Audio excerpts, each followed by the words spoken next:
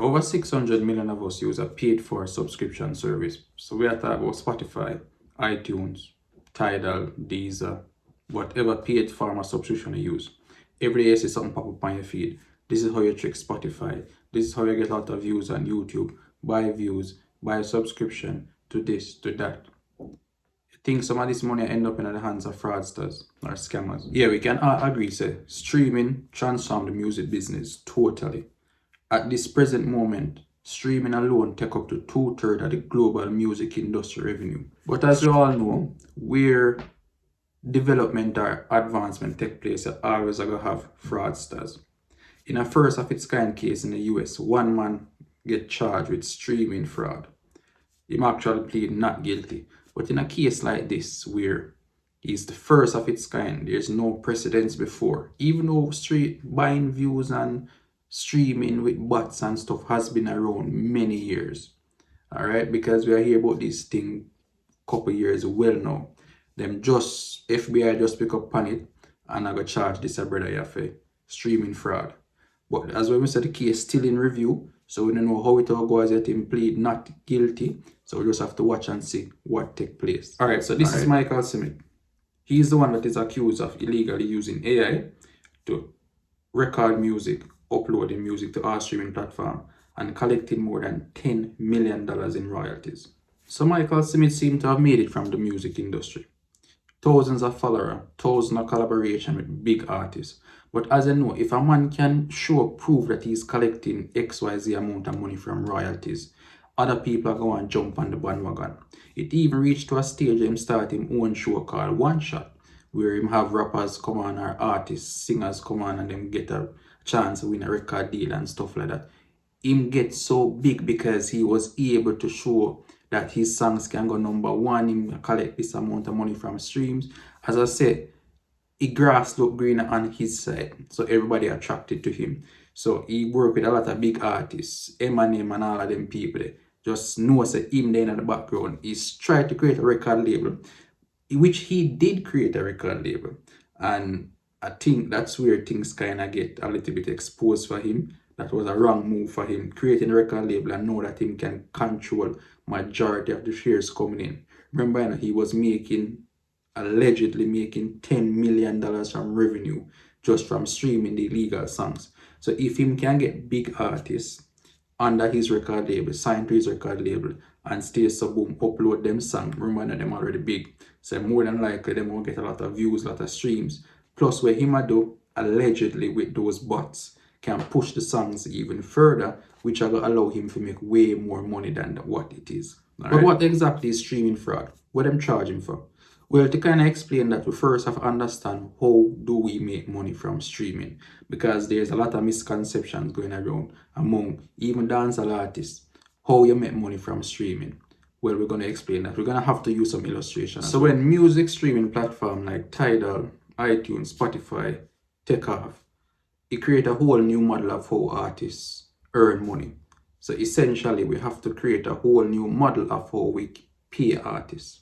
So what happens is a percentage of their revenue, which is generated from like ads and subscriptions, get put into a royalty pool. All right, consider this to be an example of my royalty pool. This now is a whole lot of money, all right? Because it's estimated that over 600 million of us use a paid subscription. So whether it be Spotify, YouTube, Muziq, Tidal, etc. Now, one of the world's largest organization or streaming platform, Spotify, they paid over $9 billion in streaming revenue last year. So consider this pot of rice to be the $9 billion that them paid out. Now, 1 grain of rice represents around 70,000 US dollars in this pot of pool. All right. So the number of plays that the artist's track receive will determine how much money them label get from the royalty pool. All right. So if your music represents 1% of streaming on the royalty platforms and Spotify, you'll only get 1% of what is in that royalty pool. All right. If you account 1% of the money in the pool, so around that amount. So we're still left with a lot, as you can see. So as we know, anyone can upload music and try to generate streaming royalties for themselves, right? On Spotify alone, you have over 100 million songs in them library. And that's just Spotify alone. But the thing is, most songs that's on Spotify is going to be on iTunes. It's going to be on Tidal, etc. and etc. But just using Spotify as the baseline here because it's one of the most popular streaming platforms. But yet still every day we have artists, producers, composers, record label complain that these streaming platforms such as Spotify underpay them or they might try steal them money. Because it was some time ago, I think the owner of Spotify we were looking at his income and it was out of this world. It was very huge amount. All right. But the thing is, how can people actually beat the system? That's what Michael Smith is accused of, beating the system, using AI to generate songs. So he's not even writing these songs. He's just using AI, generate the songs, and use the same AI to stream the songs tens and millions of times. All right. So the fact that he's creating the music himself, using AI, releasing it himself, so claiming 100%. So the entire production is out of 100%. So he's controlling 100% of the money generated from stream. So the FBI is accusing him of making over $100 million from streaming alone. And if you want to know what $100 million look like, here's an example. So from the Spotify pool, $100 million would be something like around this amount. So we're still left with a lot because remember, as we said, that Spotify paid over $9 billion last year alone. So this is essentially what Michael Smith took for himself from the pool that should have actually gone to real artists or authentic artists, I would say. So how did they find out about Michael Smith's scheme of actually using AI to trick the system? Because let's just give you a quick backstory. What has been done essentially is that, remember, there's loads of songs on all of these streaming platforms. Less than half of them get 1,000 play.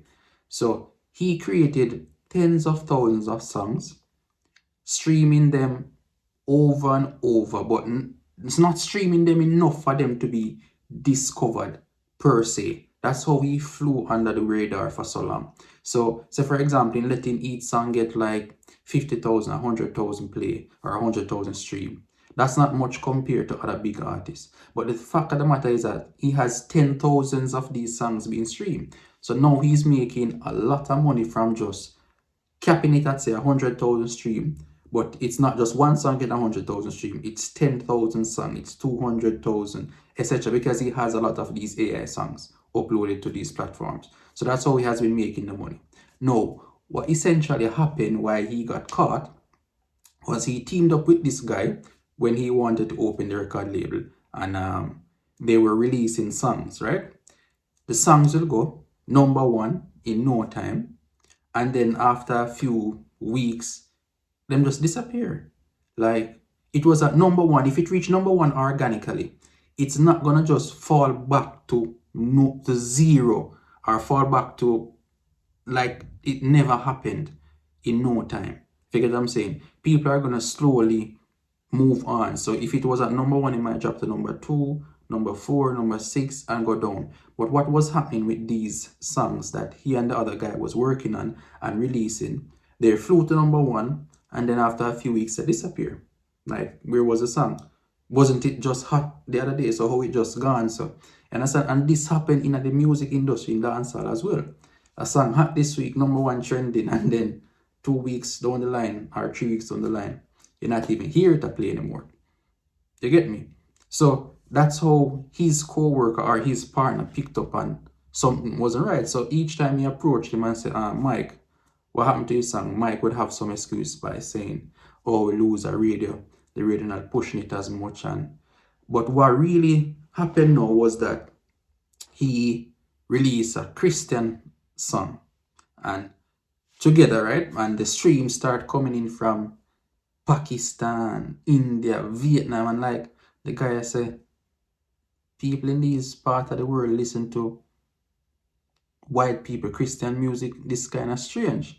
Now, couple that with the fact that the songs shot up to #1 and then just disappear. The fact that the songs them start get taken down. So YouTube take down the song, this track it take down the song, they might get email from Spotify say streaming fraud, bots being used to listen music, etc., etc. So he got paranoid, contacted the FBI, and they start looking into it. So that's how they pick up that something is not right, and that's when they held on to Michael Smith and charged him for fraud. As this is a felony charge because it's wire fraud. $10 million in streaming get pulled out of the pool from where genuine artists, producers, and composers forget. So now he's looking at up to 60 years in prison. You understand? So now, have to be careful with these buy views things and stuff like that. Well, the thing is, he's in the jurisdiction of the US, so the FBI have full control over him, so them can do what they want. But a man with the outside of the US, he not have to worry himself. But you never know with President Trump in and now the new FBI agent, head of FBI, Kash Patel as well. So you never know what might happen.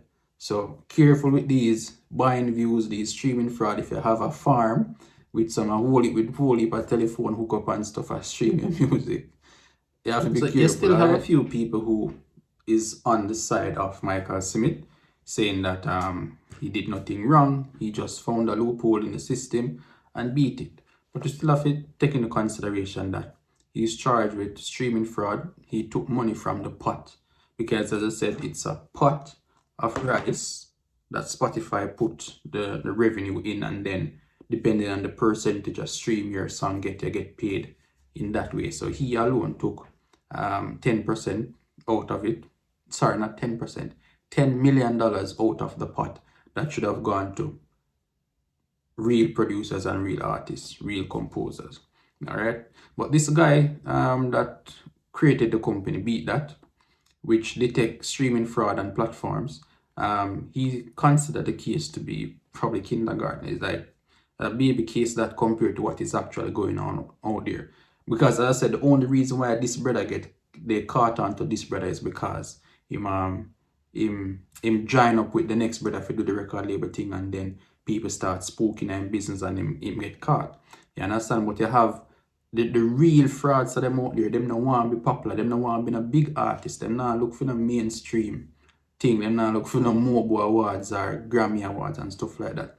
They want to upload millions of songs and make them millions of songs. They get like 10,000 play, 30,000, 50,000 streams, and then they're slowly collecting these royalties in. That's how the big fraudster work.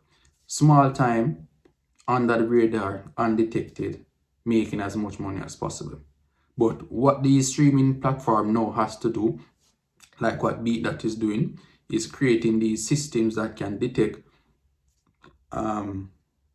bots when them streaming the music, so them can take down the music or pay out the royalties. Because we know and we see it happen on YouTube when like people buy views on them songs. You will see the songs get like 300,000 views, and then in a couple of days or weeks, YouTube realized that it wasn't actually real streams. So what them do, them start take off the views that was actually created by a bot. So they at this point, there's no real way of beating the system. The system kind of ahead of the fraudsters with them development and stuff like that. So if you're able to make money with it, good on you. But at the moment, it will be very, very difficult for artists, composers, and producers to actually do the music, release it, and get what them forget from it, because we have these people out there who are committing streaming fraud. So what gonna happen now? So Michael, them charge him with wire fraud, conspiracy, money laundering, conspiracy, and which one again? And some other fraud, streaming fraud, yeah, sorry. So those are the three things he's charged with. And if he is found guilty, he can face 60 years in prison on those charges. As I said before, this is a new case, so there is no previous precedence on it for them to try it based on that happening a couple of years ago, etc., etc. It's first of its kind. So it's very important that the outcome of this case will affect the others that get caught further down the line. All right. So if he beat the case, the people them who have the streaming farm continue to them think them all right, because as them know, there will be no precedent. He won his case, but if he loses the case, then that set the precedence for what might come afterwards for those who get caught streaming illegal music or streaming music illegally in the future. In the end, Spotify put out a general statement saying that only a small amount of the percentage of money that Michael Smith got came from Spotify. So of that $9 billion that they paid out last year, only a very small amount went to him. So the thing is, we can know which streaming platform Michael Smith specifically target. It could be one that pays the most, one that pays the least. Him having technique, there's a method to the madness where he was doing so. He might know which streaming platform him target the most. So that will have to be brought up in the case, etc. But it's going to be a lot of data to go through for them and stuff. But yeah, that's the video, guys. Streaming fraud. Let me know if you enjoyed the video. Like, comment, share, and subscribe. We have a lot more videos coming.